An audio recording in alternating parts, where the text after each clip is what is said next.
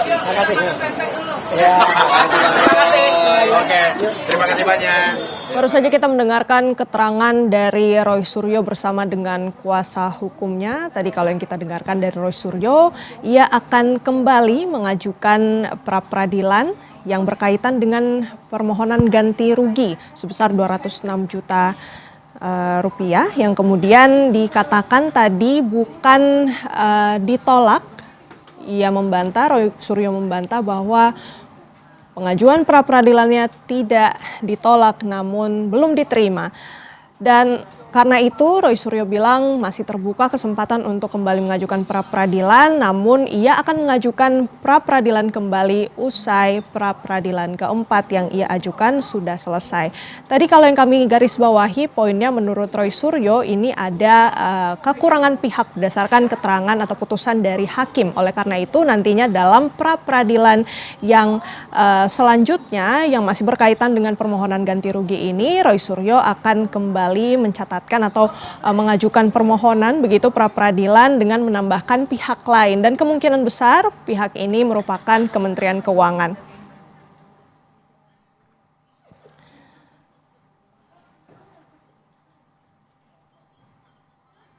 Majelis Hakim memutuskan tidak menerima permohonan pra-peradilan yang diajukan oleh Roy Suryo. Hakim Tunggal Iketut Darpawan memutus permohonan tidak diterima dan Roy Suryo tidak membayar denda. Menyatakan permohonan pra-peradilan pemohon tidak dapat diterima. 2. Membebankan kepada pemohon untuk membayar biaya perkara sejumlah nihil. Demikian diputuskan pada hari Kamis tanggal 6 Agustus 2026 oleh Ketut Darpawan SH, Hakim Pra-peradilan pada Pengadilan Negeri Jakarta Selatan dan diucapkan dalam sidang terbuka untuk umum pada hari. Kita langsung terhubung dengan jurnalis Kompas TV Rahma Piliang dari PN Jakarta Selatan. Rahma. Itu sudah diputus pada pra-peradilan yang pertama. Jadi berhak juga mengajukan ganti rugi, tetapi harus diajukan terpisah. Nah karena sudah kita ajukan dan ternyata kurang pihak, maka kita akan ajukan lagi. Jadi jelas, tadi saya langsung maju ke kuasa hukum, maju langsung. Gitu, saya langsung putuskan untuk kemudian kita maju dan kemudian kita ajukan kembali. Entah itu menjadi pra-peradilan yang ke-5 atau pra-peradilan berikutnya, ya tunggu saja tanggal mainnya. Karena pra-peradilan yang keempat itu adalah pra-peradilan besok tentang penyadapan. Pencekalan. Ya, cegah dan tangkal dan ada beberapa aturan. Nanti akan kelihatan semua. Aturan-aturan itu ternyata saling sengkarut. Ini harusnya dicabut dulu, ternyata nggak dicabut. Ini belum dicabut, ternyata sudah tumbuh lagi. Berarti ada 2 aturan. Nah, kalau ada 2 aturan, kita lihat pada kasusnya Dr. Tifa. Ada 2 pasal pun akhirnya kan itu bisa menggugurkan. Nah, makanya besok juga akan ada aturan-aturan yang saling sengkarut itu yang kita bacakan. Nah, kami tentu akan sangat mempertimbangkan putusan dari pra-peradilan hari ini karena tentu itu ada waktunya. Maka akan kita lihat jangan sampai nanti kita terlambat juga. Maka dalam waktu segera kita akan segera rapat ini untuk memutuskan kapan kita mendaftar. Dan kapan dia mendaftar nanti teman-teman bisa lihat di SIPP ya, Sistem Informasi Penelusuran Perkara yang ada di PN Jakarta Selatan untuk melihat kapan itu muncul pra-peradilan berikutnya. Berarti untuk dari pra-peradilan yang akan dilayangkan berikutnya setelah yang keempat besok ini berarti akan memasukkan dalam hal ini adalah Kementerian Keuangan begitu. Sangat besar kemungkinan pra-peradilan berikutnya adalah tetap soal ganti rugi dan akan memasukkan Kementerian Keuangan. Dan mungkin kita pelajari lagi, jangan sampai nanti ada, ya saya tadi sempat bilang di depan media, jangan sampai ada joker lagi yang dimainkan. Joker itu hanya satu, ada 2. Yang joker yang berwarna dan joker yang hitam putih. Jangan sampai hari ini dimunculkan joker yang berwarna, nanti dimunculkan lagi joker yang hitam putih untuk ngeles saja. Tapi sekali lagi saya berterima kasih ya, kita tetap mengaturkan apresiasi kepada Pengadilan Negeri Jakarta Selatan, wabil khususnya Iketut Darpawan selaku Hakim Tunggal, karena sudah mengajarkan bagi kita untuk kemudian kita teliti nantinya siapa. Ini bukan kami nggak teliti, tetapi karena aturannya memang kita harapkan, oh itu sudah ada PP nanti berikut, ternyata PP-nya belum muncul dari pemerintah. Ada kurang dari pemerintah, tata administrasinya, kita yang nanti akan memunculkan pihak yang masih kurang. Saya kira. Tapi untuk nominalnya ya untuk permohonan ganti rugi tidak berubah. Dalam permohonan berikutnya insya Allah tidak berubah. Karena sebenarnya tidak ada yang tadi disinggung oleh Hakim Tunggal soal nominal, soal tidak ada alasan atau tidak terindikasi penolakan dari alasan. Hanya terindikasi alasannya adalah pihak yang membayar belum ada. pihak yang punya kasir negaranya tidak diikutkan. Nah, karena kasir negaranya tidak diikutkan, maka itu harus diikutkan. Ibaratnya mau masa Polda yang bayar, Polda uang dari mana gitu kan gitu. Jadi itu aja. Jadi artinya akan kita tambahkan secara garis besar, tapi kalaupun ada koreksi, nah mungkin juga koreksi itu sebenarnya tidak juga dilarang, boleh. Misalnya apa? Misalnya kemarin ada juga perdebatan soal fee lawyer ya. Nah mungkin nanti akan kita atur, tapi kalaupun tidak, ya kita hanya cukup menambahkan pihak, yaitu Kementerian Keuangan. Boleh dirincikan kembali nih Mas Roy, terkait dengan 206 juta ini ya kan? Boleh dirincikan kembali materialnya berapa, materialnya berapa, dan itu unsur-unsurnya. Jadi sesuai aturan yang ada, itu adalah gugatan biaya ganti rugi, itu maksimal adalah minimalnya 500.000, ya, maksimalnya 100 juta rupiah. Itu untuk kalau korban itu tidak mengalami sakit atau cacat. Kalau mengalami cacat itu adalah 300 juta. Kalau sampai meninggal dunia itu 600 juta. Kalau kita hitung, coba lihat, nyawa manusia itu hanya dihargai 600 juta. Itu kan murah banget kan gitu. Tapi oke lah, itu aturan yang kita ikuti. Nah, kemudian ada dua jenis ganti rugi. Ganti rugi material yang bisa kita munculkan, kemarin ada bukti-buktinya, nota apa itu sejumlah 106 juta. Ya kalau itu kemudian di atas plafon, ya udah nanti misalnya dipotong-potong. Kalaupun itu kemudian dipertimbangkan, wah ini biaya ini nggak bisa nih, oke lah dikurangi. Jadi misalnya yang hanya yang hanya kerugian oleh saya. Padahal sebenarnya ada yang lebih besar yang tidak saya masukkan. Sebenarnya pada hari Jumat tanggal saya ditangkap itu 19 Juni, itu harusnya saya diundang oleh podcaster yang berbayar, dan satu lagi diundang oleh TV. Ya TV kan tidak mungkin tidak berbayar. Kemudian hari Sabtunya harusnya saya ada di luar pulau, di luar Jawa. Ya, karena saya memberikan konsultasi teknis.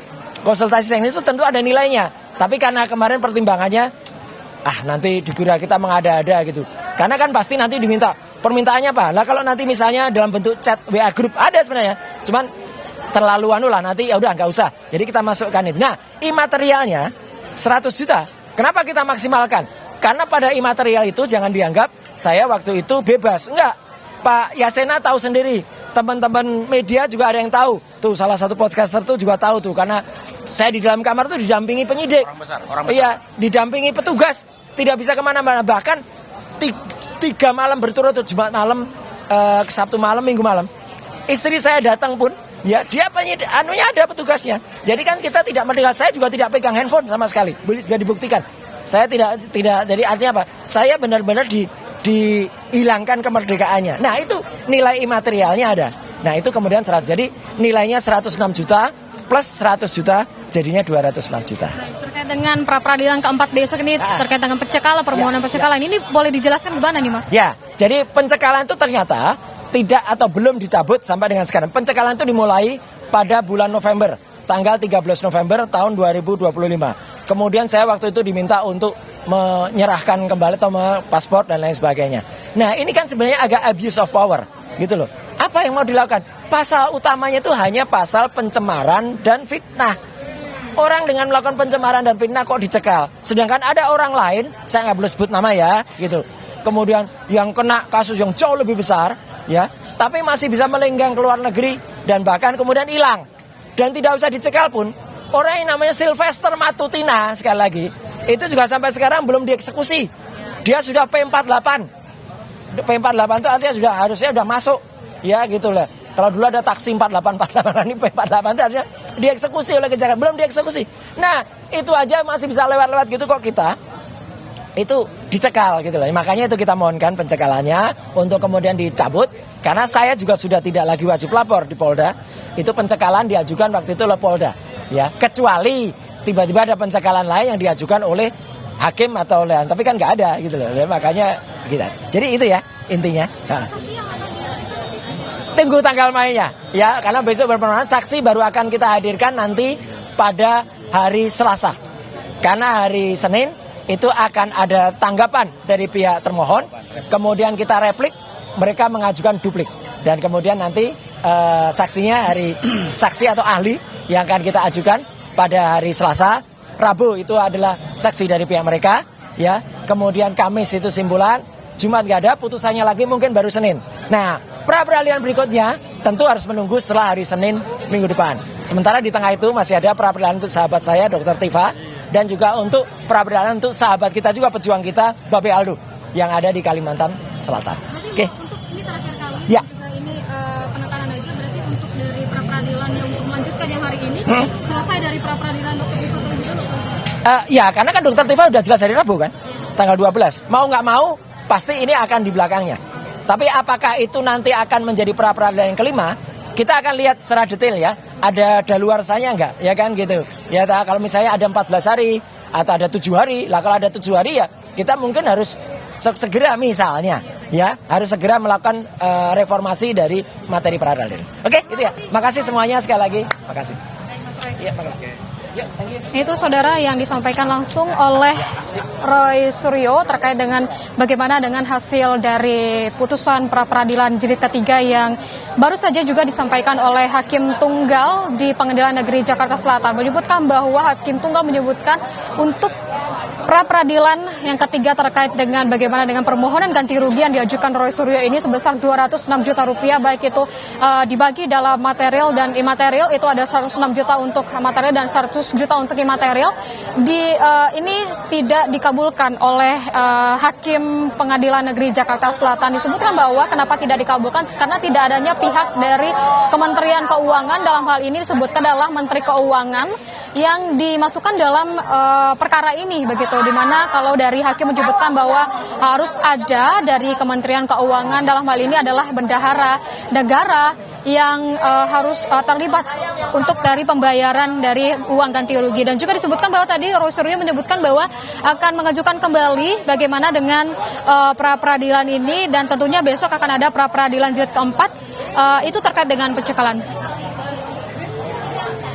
Baik, itu dia laporan lengkap dari Rahma Piliang. Tadi kita dengarkan bagaimana Roy Suryo ini berencana nantinya akan kembali mengajukan pra-peradilan yang ketiga tadi, yang dimana ia akan menambah pihak termohonnya. Nanti kita lihat seperti apa setelah pra-peradilan keempat, bagaimana permohonan yang akan diajukan oleh Roy Suryo. Terima kasih banyak laporan lengkapnya jurnalis Kompas TV Rahma Piliang langsung dari Pengadilan Negeri Jakarta Selatan. Selamat kembali bertugas. Jangan beranjak saudara, Breaking News Kompas TV akan kembali usai